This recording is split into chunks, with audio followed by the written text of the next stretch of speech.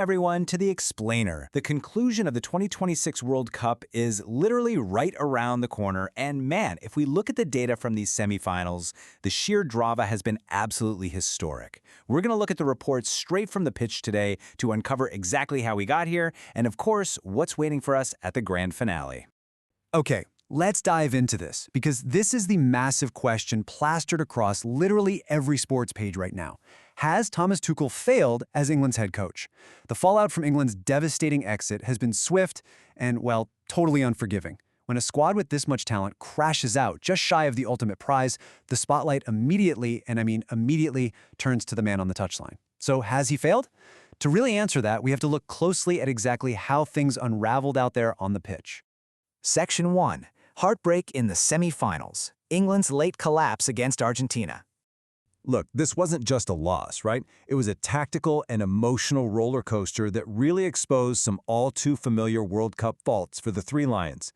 The timeline here tells a brutal story of a game flipping in the blink of an eye. I mean, for 84 minutes, England fans were dreaming. Anthony Gordon puts them ahead at the 55-minute mark, and they're holding on to that slim lead for dear life. But then, the script flips rapidly. In the 85th minute, Enzo Fernandez unleashes this devastating strike from range to equalize, and then the absolute dagger. Deep into stoppage time, over 90 minutes in, substitute Lautaro Martinez nets the winner. Just like that, in over 5 minutes of game time, a ticket to the final was completely ripped away. No way around it, that stings. Which brings us to this incredibly chilling quote from Argentina manager Lionel Scaloni. He said, "We smell blood, we go for it." Honestly, it perfectly illustrates the mindset of a reigning champion.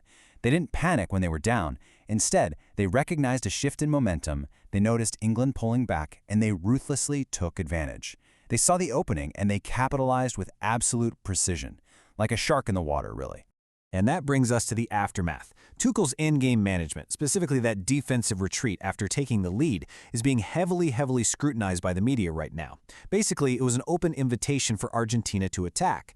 And you know, this exit officially marks 60 years of hurt for England without reaching a World Cup final. 60 years! The pressure of that history is just immense. For anyone following the English national team, this cycle of hope and heartbreak is unfortunately deeply familiar.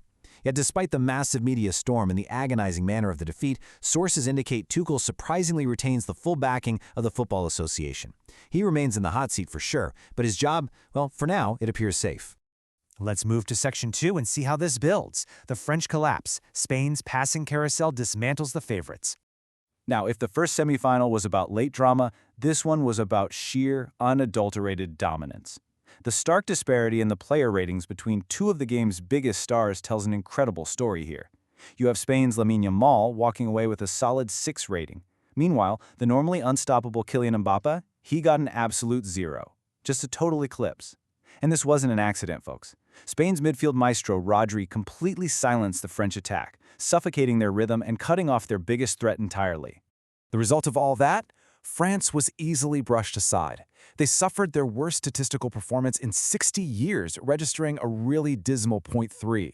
It was just a complete unraveling for a team that was heavily favored to win the whole thing. And now they're left wondering what could have been, facing an agonizing and highly publicized managerial transition from Didier Deschamps to Zinedine Zidane. It's a true end of an era that dramatically alters the landscape of European football as we know it. But hey, we cannot talk about France's failure without also talking about Spain's historic success. Consider the number 6. Just let that sink in for a second. 6.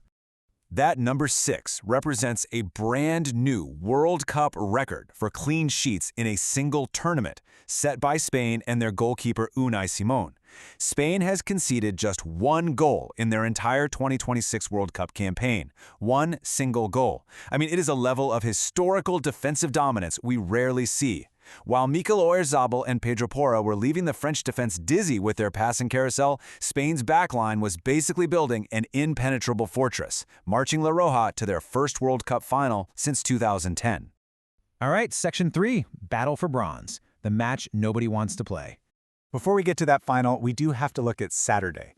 It's England versus France. Now, under normal circumstances, this is a total blockbuster event. But here, it's a historic rivalry basically reduced to a consolation prize.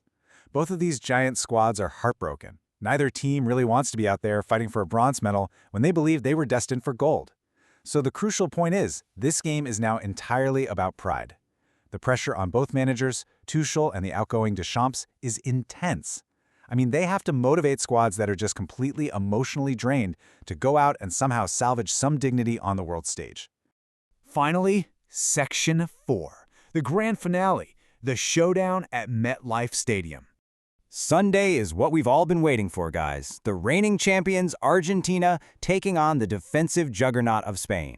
And right at the center of it all is Lionel Messi, who just earned a staggering 9 out of 10 rating in the semifinal, and this brilliantly illustrates exactly why he is still the undisputed king. In historical stats compiled during this tournament across key measurable tracking metrics, Messi outpaces Mbappé 33-25. He outpaces Pelé 10-4. And he outpaces Maradona 99-71. To put that into perspective, we are witnessing a player who isn't just playing against his contemporaries, he is literally actively rewriting the historical record books every single time he steps onto the pitch.